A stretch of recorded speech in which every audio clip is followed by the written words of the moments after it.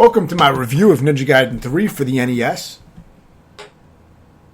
I decided this would be a good one to review because I see the first two games covered a lot, but I don't really see the third covered too much. I just completed a no damage tutorial of the third game, so I figured it'd be good to review it while it was still fresh in my mind.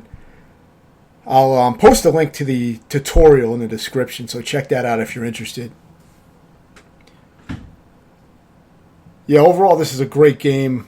Up there with the first two games in the series, but it doesn't get mentioned too much. You can see there's some inconsistencies when I try to jump to that wall, how I go through the wall. And there is some hit detection issues where my sword goes through enemies and my magic will sometimes leave enemies on screen even though, it shot right through the enemy. So there are a few, minor issues like that. Jumping control is mostly very, very tight, except for if you try to jump backwards when you're facing the other way, you'll do a very short jump and a kind of a slow jump, and that's kind of irritating. But, aside from that, the controls are some of the best on the system, just like the other two Ninja Gaiden games. One thing that I do consider an improvement in this version is that when you kill enemies, they permanently die, even if you, until you backtrack and go out the door and back in the door again, but you can permanently clear out the entire section. And in Ninja Gaiden 1 and 2, you couldn't do that. The enemies would respawn even if you move the screen a millimeter to one side. So in this, you can actually kill all the enemies and clear everything out, which makes the game a little bit more tactical. You can play it a little bit slower at parts if you take your time and clear out some of the enemies. You don't have to move as fast as in previous games. So it does kind of change the flow of the game a little bit, different than the first two games. But aside from that, the game is very similar with the fast gameplay. And, tons of enemies. You really have to memorize the path through the levels. You have to really learn which enemies are going to spawn when. It's really a memorization game. As long as you have pretty decent skill at executing the moves, that you really just have to memorize, what's coming up next. And you can pretty much memorize the whole game. So it's one of those types of games. One big difference about this game is that it has limited continues. You only have 5 continues in this game. In the Japanese version, you have unlimited continues and you take a lot less damage. So I beat that version years ago, but a few days ago I finally completed this version.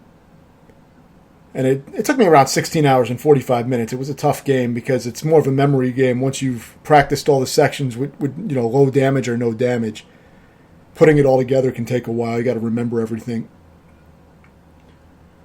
The game doesn't have a lot of mercy if you fuck up, because you have to beat usually multiple sections before you get to the next checkpoint.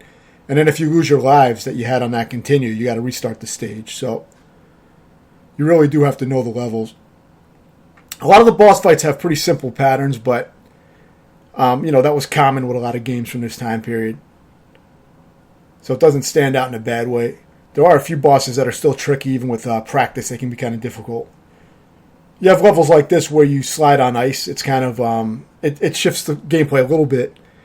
There's also levels where you have to kind of fight against wind as you're trying to fight the enemies. So there's a little variety with that. Similar to the second game in the series added some environmental things like wind and things like that you had to deal with, but it's a lot more, it's way less in this version of the game. In this game, there's only a few, minor differences on the levels. Environmental type of stuff. Like with this level, this is the final stage. You have some wind in this beginning part, but it doesn't change the gameplay too much.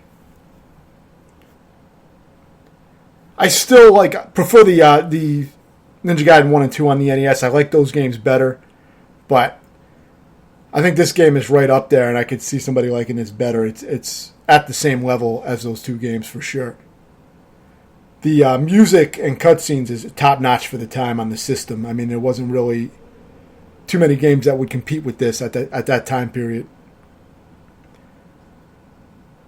This is still a game that's up there with the other two games in the series, which are two of the best games on the system for sure.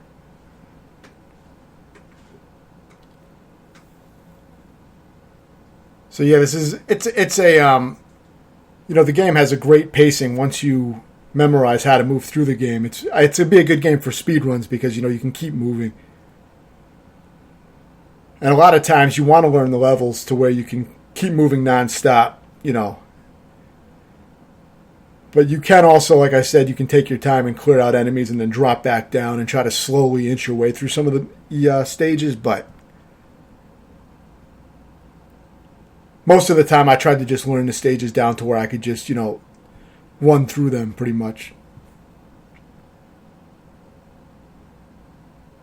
There are a few lives farming spots where you can farm some 1-ups, which I show in the tutorial, so check that out if you want to see where those are at.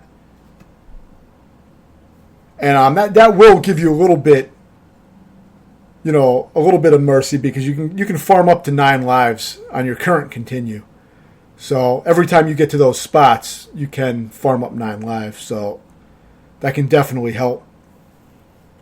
These are the final bosses, and you have to defeat these 3 final bosses back to back with no health replenishment. And you don't get any health refills before you get to these bosses, so you have to get here. You want to get here with all your health if possible. And then you don't really want to get hit too much on the boss forms themselves. The good thing is if you take out a boss form, it's permanently dead, even if you use a continue. If you use all your continues, then of course you'll have to redo the entire game and then everything will be back. But if you just waste a few continues, you can still get back and resume with the last boss form that you got to. I practiced these final forms a lot. I did a lot of isolated save state practice to really try to get them down. So that's definitely something you'd want to do with this game. You'd want to use save and load state practice a lot to really get the game down. Otherwise, you're going to be replaying a lot. There is a code for 99 continues in the US version if you're playing on the actual console. That could be a good way to practice the game, since it'll give you enough continues to at least get through the game.